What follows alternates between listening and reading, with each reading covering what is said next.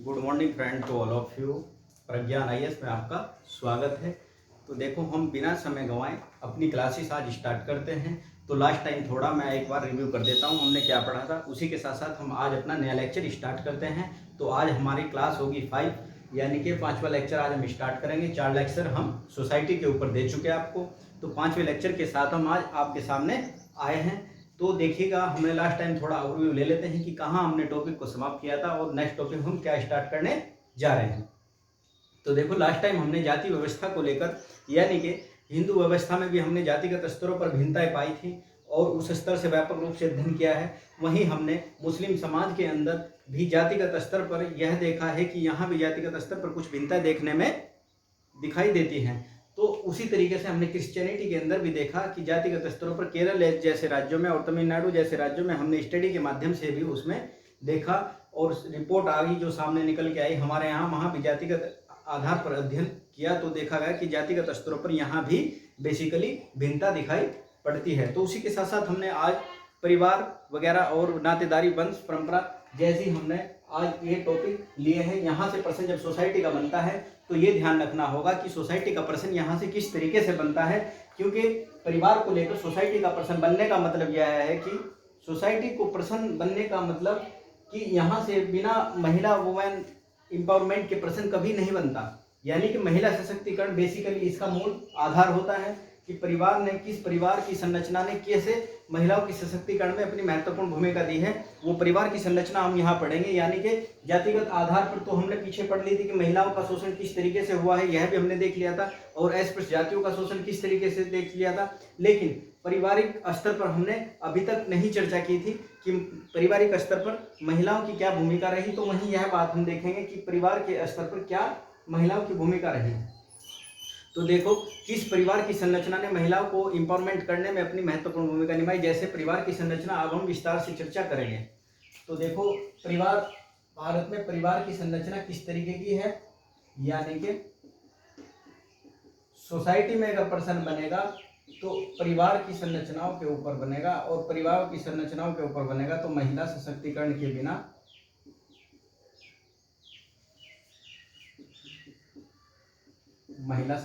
के बिना प्रश्न बनना कदापि नहीं है।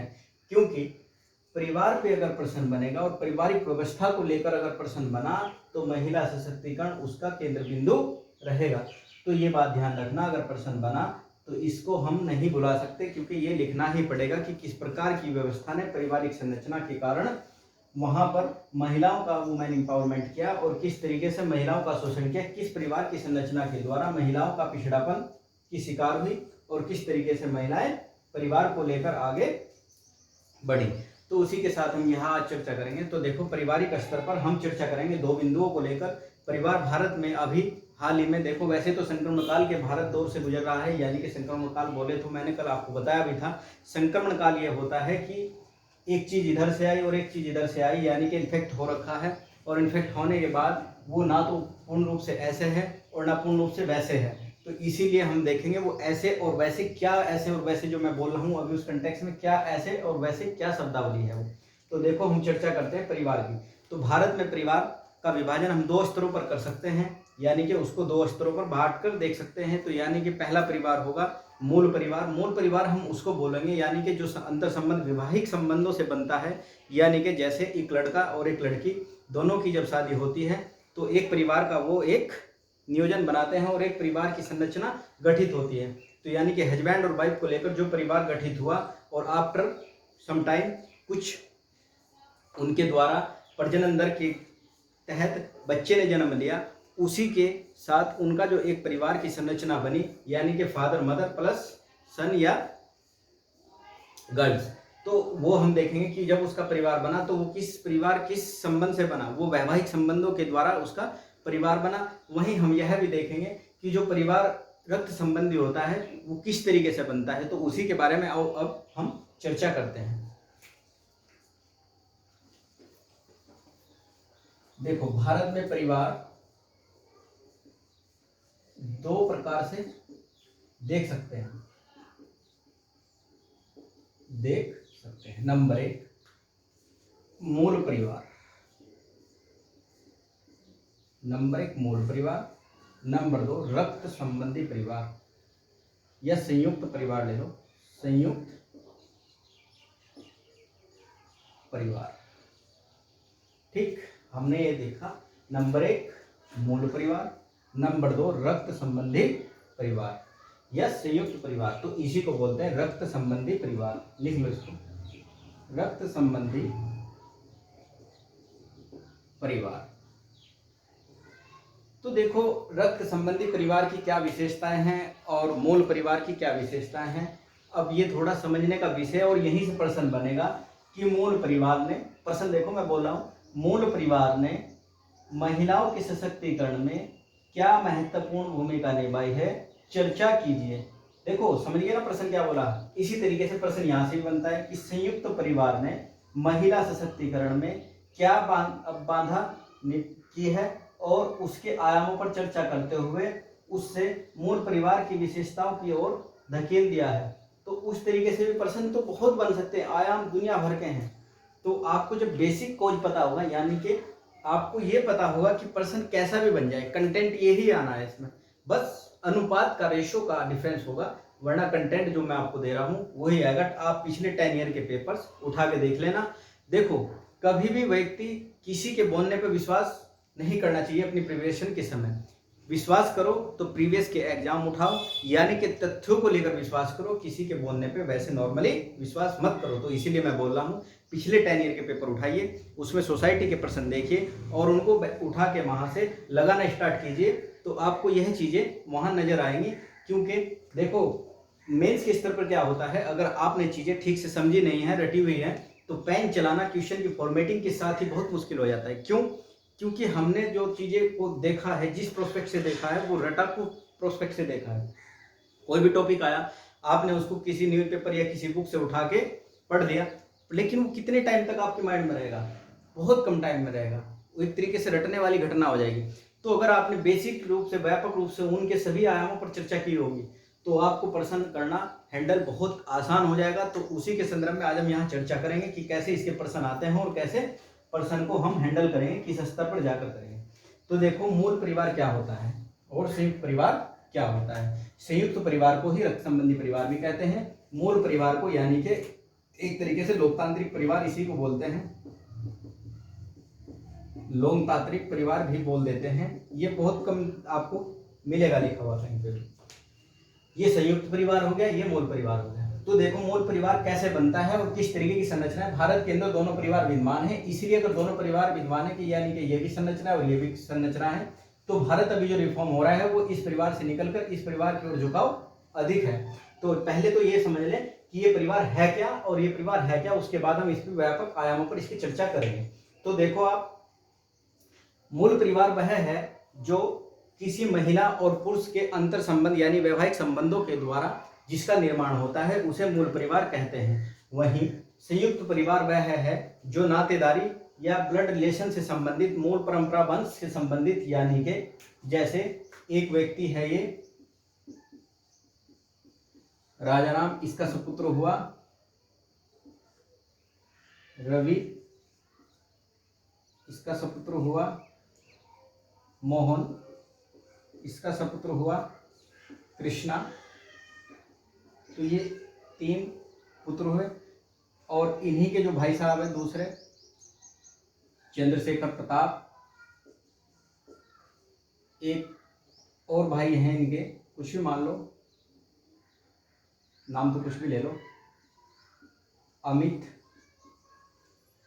तो देखो यहाँ कहीं महिला की आपको भूमिका दिखाई अंतर संबंधों में नहीं पड़ती। तो ये परिवार किस तरीके का हो गया, जो इनको लेकर रक्त संबंधी परिवार है। ये क्या है, एक तरीके से इकट्ठे रह रहे हैं, तो क्या है, संयुक्त परिवार। और संयुक्त परिवार संबंध कैसा है आपस में, रक्त संबंधी। तो ये कैसा परिवार हो गया, संयुक्त परिवार। यानी कि इसकी देखो अपनी अलग विशेषता है, वो आयामों पर हम चर्चा करते हुए बेसिकली आधार सहित समझाएंगे।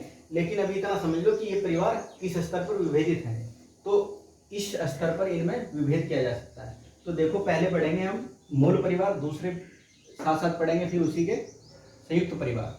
तो पहले हेडिंग डालो मूल परिवार।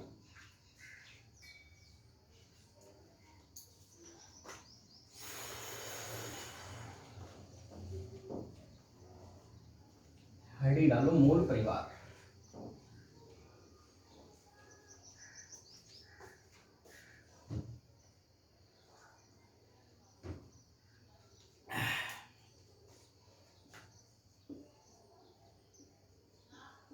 मूल परिवार।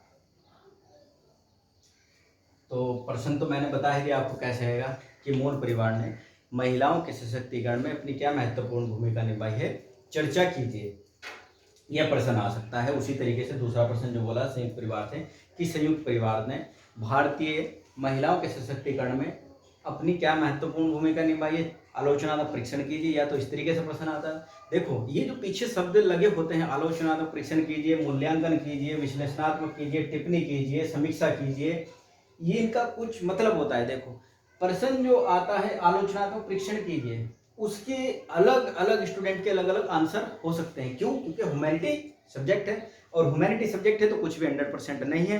अगर 100% नहीं है तो यानी कि जो व्यक्ति दूसरा कह रहा है वो भी सही कह सकता है, जो थर्ड पर्सन कह रहा है वो भी सही कह सकता है, जो फोर्थ पर्सन कह रहा है वो भी सही कह सकता है, और जो सिक्स्थ पर्सन कह रहा है वो भी सही कह सकता है। तो यानी कि संभावना तो होती है, और हमेशा ह्यूमैनिटी विषय में संभावना पर ही प्रश्न बनते हैं और संभावना पर ही व्यक्ति अपने विचारों को प्रस्तुत करता है। तो इसीलिए शब्द उसके पीछे भी लगा होता है कि आलोचनात्मक मूल्यांकन कीजिए, यानी कि अपने प्रोस्पेक्ट, अपने व्यू के आधार पर आप उसका मूल्यांकन कीजिए। आप उसे किस स्तर और किस नजरिए से देखते हैं, किस स्तर से उसका मूल्यांकन करते हैं। तो सभी का आंसर अलग अलग होगा। अलग अलग इसीलिए होगा क्योंकि वो कोई 100% नहीं मानकर चल सकता और ना 100% होता ह्यूमैनिटी विषय। क्योंकि हो सकता है जो तुमने देखो, एक एग्जाम्पल के माध्यम से समझ लो कि वो ऐसा होता क्यों है। क्योंकि अगर ह्यूमैनिटी विषय में 100% कुछ भी हो जाए तो ह्यूमैनिटी विषय जो होगा वो उसी दिन समाप्त हो जाएगा। ह्यूमैनिटी विषय वाला कोई पक्ष रहेगा ही नहीं। क्यों? क्योंकि जब वो 100% हो गया तो वो क्या हो जाएगा, एक तरीके से समाप्त। तो यानी कि हमेशा उसमें स्कोप बना रहता है कि ऐसे नहीं तो ऐसे, ऐसे नहीं तो ऐसे।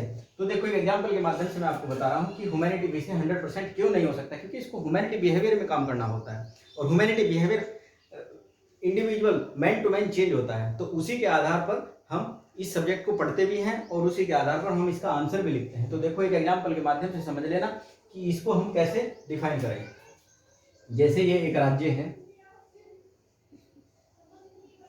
पंजाब, ठीक, यही एक राज्य दूसरा है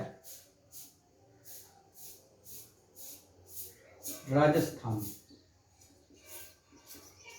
ठीक। तो एक राज्य हो गया आपका पंजाब, एक राज्य हो गया आपका राजस्थान।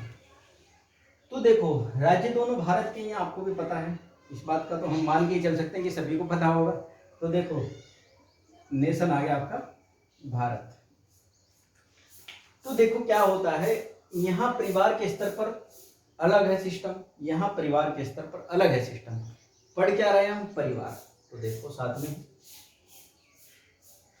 अगर हम एक ही परिवार की संरचना में पढ़ रहे हैं, यानी कि मान के चलो दोनों जगह पर क्या है परिवार, एकल परिवार, यानी कि विवाह या मूल परिवार मान लो, मूल परिवार यानी कि विवाह संबंधों के आधार पर बना हुआ परिवार।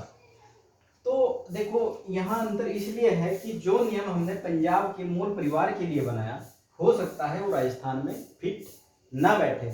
उसके पीछे उनके कल्चरल, अभी कल्चर हमने पढ़ा नहीं है, कल्चर जिस दिन पढ़ लेंगे। आर्ट एंड कल्चर मैंने वैसे लाइव तो पढ़ा दिया था बच्चों को क्लास में अपनी, लेकिन अभी मैंने उसकी वीडियो बनाई नहीं और आप तक पहुंची नहीं, तो इसलिए मैं उसमें कोई आपको टिप्पणी नहीं करना चाहता। तो बेसिकली अगर आपने किसी भी कोचिंग के अंदर पढ़ा है, प्रज्ञान आईएएस में नहीं पढ़ा तो कोई समस्या वाली बात नहीं, जहां भी पढ़ा होगा वहीं आपको टीचर ने पढ़ाया होगा कि जो भी उसके अंदर सिगमेंट और जो भी उसकी संरचना, जिस तरीके से उसके अंदर अध्ययन करना हो, उससे आप, मैं ये मान के चलता हूं कि आप परिचित होंगे। तो थोड़ा इस पर चर्चा करते हैं।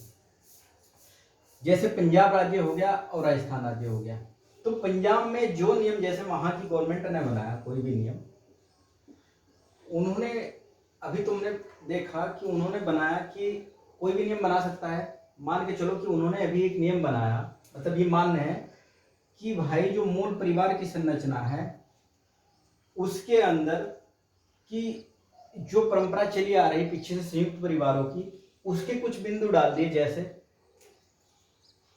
या वो ना मानो, ये मान लो कि यहाँ सरकार ने एक महिलाओं का सशक्तिकरण करने के लिए नियम बनाया कि यहाँ घर की जो संपत्ति या कुछ भी होगा उसमें एक तरीके से 50% महिलाओं को कर दिया हिस्सा, महिलाओं का हिस्सा 50% कर दिया।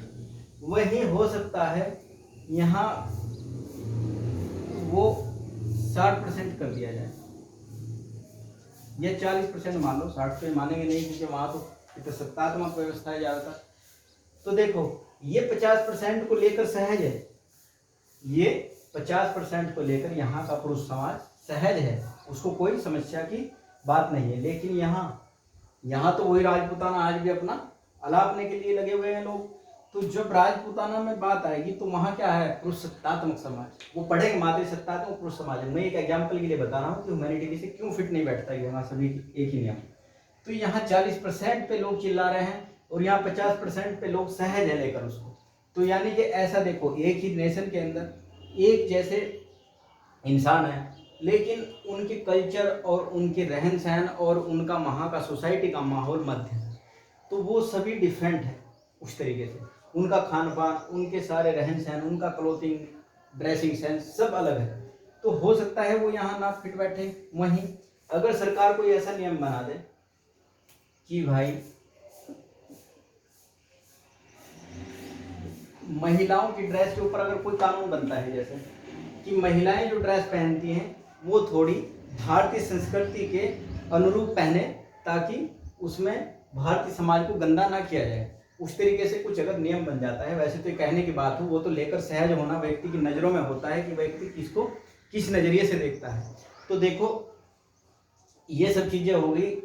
यहाँ पे बना दिया कि ऐसा कानून बन गया कि कोई महिलाएं हमारे यानी कि सरकार नियम बनाएगी कैसे कपड़े पहनने होंगे, यानी कि पश्चिमीकरण जो सभ्यता का हो रहा है उसको रोकने के लिए। तो हो सकता है पंजाब, राजस्थान उसको मान जाए नियम, राजस्थान तो उसका सम्मान कर ही देगा आराम से कि ठीक है ये तो हमारे मन लगती बात हो गई, यानी कि जो हम चाह रहे थे वही गवर्नमेंट ने आगे आकर कर दिया। तो अब आई बात पंजाब की। अब पंजाब में हो सकता है वो नियम लागू ना हो पाए। क्यों? अब देखो वो लागू क्यों नहीं होने पाने का, क्योंकि इसकी जो जियोग्राफिकल सिचुएशन है और साथ साथ यहाँ का जो रहन सहन है, यहाँ का जो कल्चर है पूरा, यहाँ का जो खान पान है, यहाँ की जो बोलचाल है, यहाँ का जो उठना बैठना है इन लोगों का, वो इस कल्चर से प्रॉपर भिन्न है। अगर इससे भिन्न है तो जो कल्चर में यहाँ बिंदु सेट बैठ जाएगा वो यहाँ सेट नहीं बैठ सकता। तो ये कभी भी उस बात को, सरकार के आदेश को मानने के लिए राजी होंगे ही नहीं। ये बात मैं आपको कह सकता हूँ कि यहाँ का समाज, सोसाइटी, क्योंकि यहाँ तुम जानते होंगे कि यहाँ की सोसाइटी अधिकतर वेस्टर्न कल्चर से जुड़ चुकी है। वेस्टर्न कल्चर से इसलिए जुड़ चुकी है कि यहाँ की जो सोसाइटी है वो अधिकतर बाहर की ओर प्रवेश करना, यानी कि विदेशों के अंदर अपना ज़्यादातर बाहर जाने के लिए उत्सुक हैं। और बाहर जाने के लिए उत्सुक हैं तो इसका मतलब वो वहाँ जहाँ जिस कल्चर में रह रहे हैं तो उस कल्चर का उनके ऊपर प्रभाव भी पड़ता है। और प्रभाव पड़ता है तो जब वो इंडिया आते हैं और इंडिया में जैसे उनकी फैमिली, यानी कि अगर घर में 5 मेंबर थे तो एक बच्चा उनका बाहर चला गया कहीं पे भी, तो यानी कि 4 व्यक्ति जो यहाँ रह रहे थे, और जब ये वहाँ से घूम फिर के खान पान सब कुछ कल्चर रहन सहन लेकर आएगा और 2 मंथ के आसपास घर पे रुकेगा, तो यानी कि ये व्यक्ति भी 4 इससे प्रभावित होना तय है। वहीं राजस्थान में अगर कोई व्यक्ति उस तरीके से किसी फैमिली में से बाहर नहीं गया तो वहाँ ये इम्पैक्ट नहीं होगा, वहाँ वही इम्पैक्ट रहेगा जो उनका परंपरा से चला आ रहा है। तो इसलिए ह्यूमैनिटी विषय में समझ गए होंगे कि क्यों एक नियम फिट नहीं बैठता, क्योंकि ह्यूमैन बिहेवियर तो सेम होता है लेकिन उसको ट्रीट करने के तरीके सबके अलग अलग होते हैं। तो इसलिए अब आओ अपने टॉपिक पर, मूल परिवार।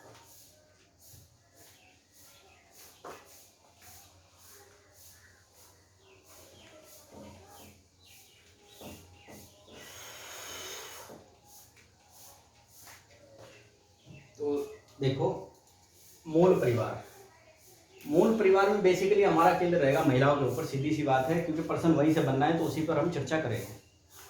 तो देखो एक मूल परिवार हो गया, एक संयुक्त परिवार। संयुक्त परिवार,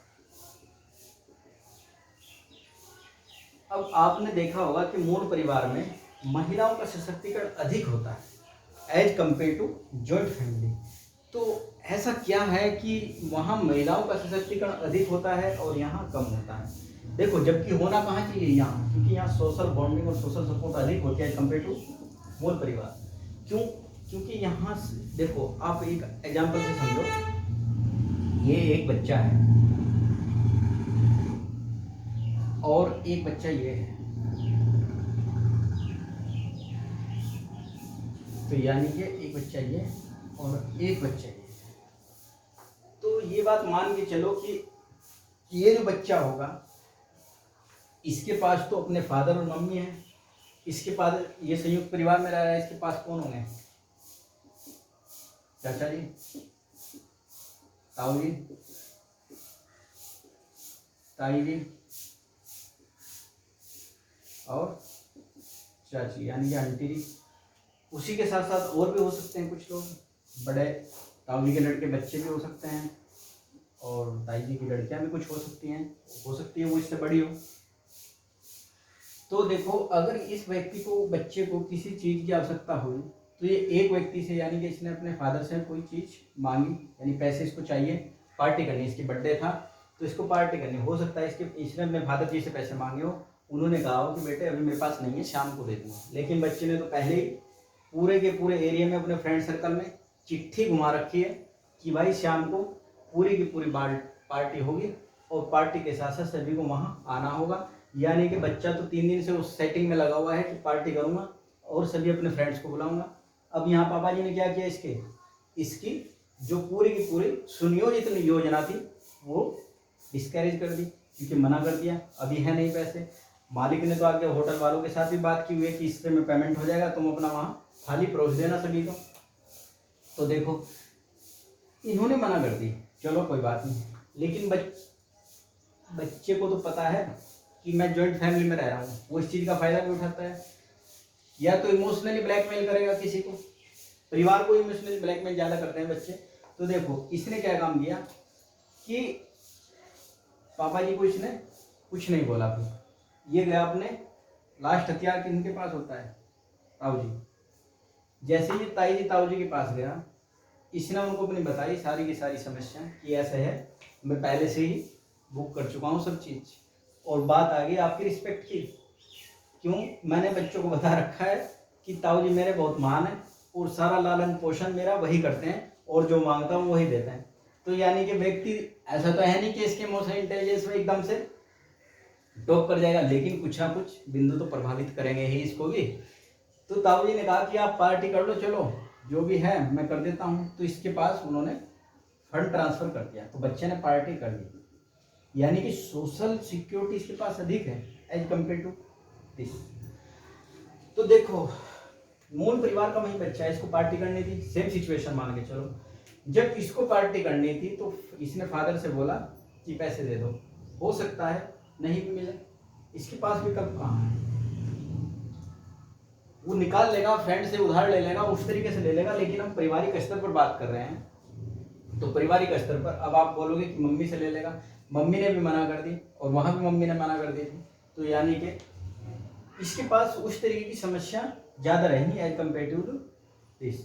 तो देखो, इसीलिए हम कहते हैं कि जॉइंट फैमिली में, वही देखो, कुछ आज के समय में जो मॉडर्नाइजेशन के बच्चे शिकार हो रहे हैं ना बहुत ज़्यादा, और वेस्टर्न कल्चर जो अपना रहे हैं बच्चे, उसका सबसे बड़ा एग्जाम्पल यही बैठता है, मूल परिवार।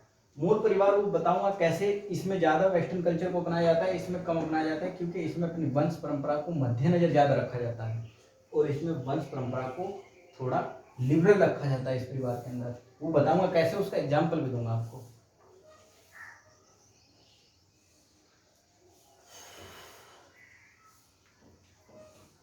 तो ये बात तो समझ में होगी कि सोशल सिक्योरिटी किसमें ज़्यादा है, जॉइंट फैमिली। अब जॉइंट फैमिली के अंदर अगर आपने देखा है कि सोशल सिक्योरिटी तो उसमें, तो फिर बेहतर परिवार कौन सा है, ये कहना बहुत नामुमकिन है। अपने अपने स्तरों पर सभी के एडवांटेज और अपने डिसएडवांटेज दोनों परिवारों की हैं। लेकिन महिलाओं के लिए जो हम बेसिकली मूल पढ़ना होगा, तो हम इस पर आते हैं। तो देखो, ये परिवार कैसे बना, विवाह संबंध के आधार पर, विवाह संबंधों के आधार पर। जब ये विवाह संबंधों के आधार पर ही परिवार का निर्माण हुआ है, तो यानी कि ये वैवाहिक संबंधों की अहमियत भी समझेगा। ऐसा नहीं कि वहां नहीं समझता, समझता है। यहाँ हम अलग संदर्भ में सोच समझ के चलेंगे कि ये उनकी वैल्यू भी समझेगा। तो ये हस्बैंड और ये वाइफ, दो लोगों का परिवार है। तो देखो, दोनों मान के चलो कि शिक्षित हैं या अशिक्षित हैं, कुछ भी हैं, उस तरीके से आप मान लो। तो यानी कि दोनों शिक्षित ही मान लो, मान के चलो हमारी सोसाइटी उसी और रिफॉर्म हो रही है, तो उसी एग्जाम्पल से बेहतर हम समझेंगे अभी। तो यानी कि दोनों फैमिली शिक्षित हैं।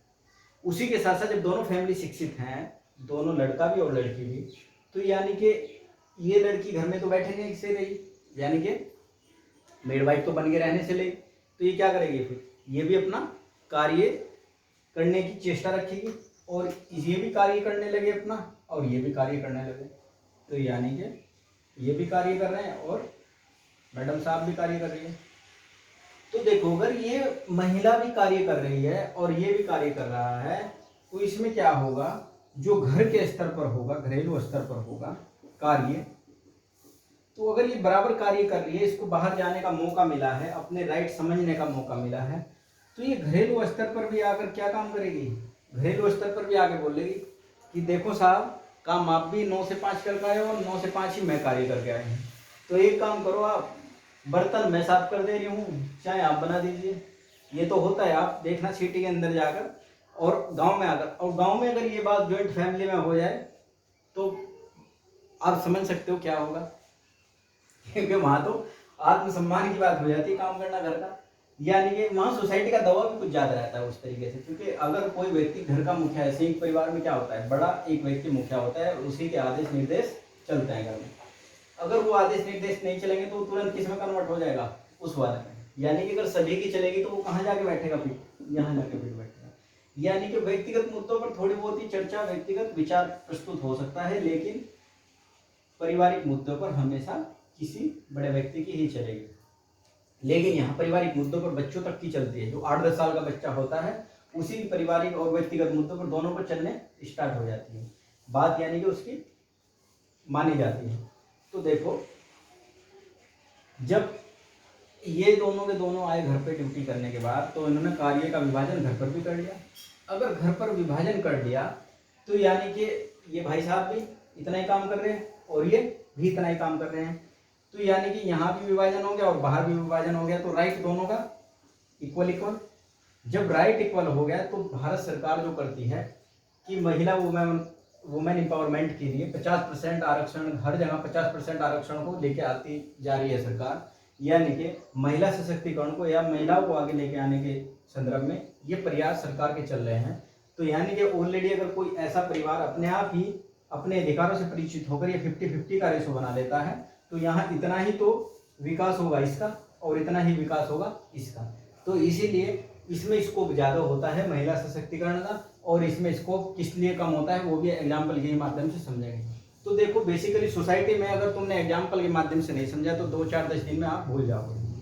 यही आपका होता है फोर्थ पेपर में, अगर आपने एग्जाम्पल के माध्यम से चीज़ों को समझा नहीं तो आप 2-3-4-10 दिन में भूल जाओगे। क्यों? क्योंकि इनके टॉपिक ही उस तरीके के हैं ह्यूमैनिटी वाले कि इनको ज़्यादा दिन याद रखना सिद्धांतिक रूप से कदापि उचित नहीं है। यानी कि भूल जाना स्वाभाविक है और मानव नेचर होता है भूल जाना, क्योंकि अगर वो भूलेगा नहीं तो वो क्या बन जाएगा, मशीन, और मशीन का नेचर होता है ना भूलना। तो देखो, इसीलिए ये आपने देख ही लिया कि कैसे मामला यहाँ बना। तो ये जब सिटी में देखो, जब महिला सिटी में भी जाएगी और महिला कोई सिटी में रहेगी तो क्या होगा, महिला सिटी में रहेगी तो ये क्या जाएगी, बाहर भी जाएगी। यानी कि अगर ये होममेड भी है, यानी कि घर पे हाउस वाइफ भी है, तो जब हाउस वाइफ है ये, तो हाउस वाइफ में क्या होगा, फिर हाउस वाइफ में यह होगा कि जब ये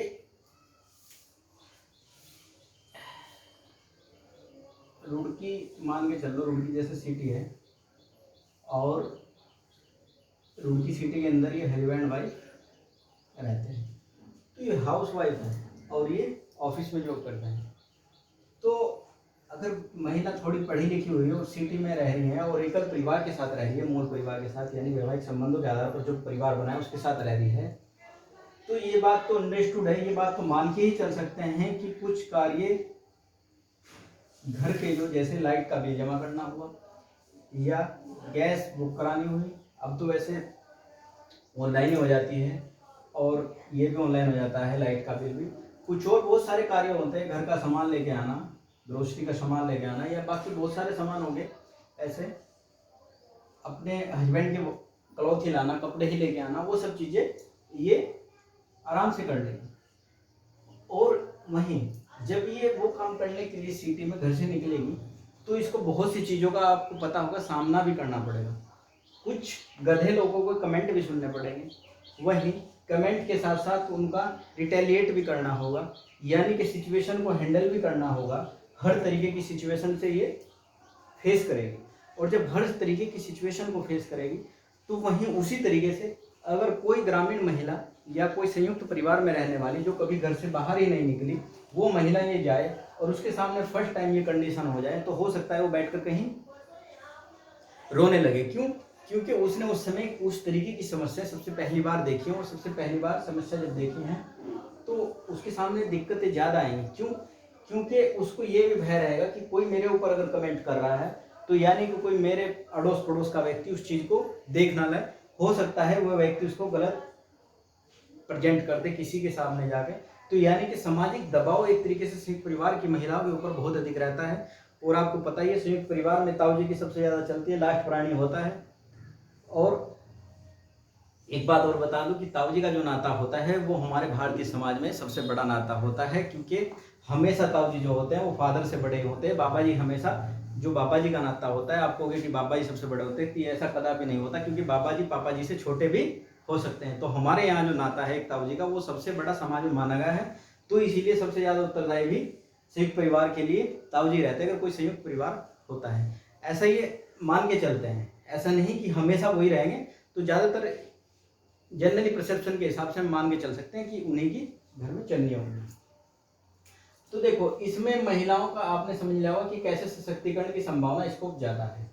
वहीं कार्यस्थल के आधार पर भी तुमने देख लिया कि जब महिलाएं कार्य करेंगी तो यहाँ कार्य भी बढ़ गया महिला पुरुष, तो यानी कि उसे बेहतर समय ज़्यादा मिलेगा अच्छी चीज़ों को समझने का, सोचने का और उनको फेस करने का। लेकिन संयुक्त परिवार की कंडीशन देखो क्या है, यहाँ महिलाओं के विकास क्यों कर भरोसा है।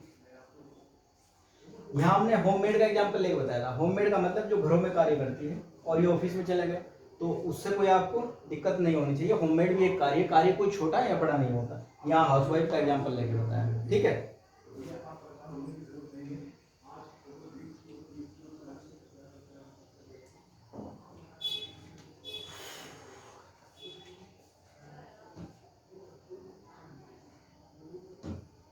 अब देखो संयुक्त परिवार,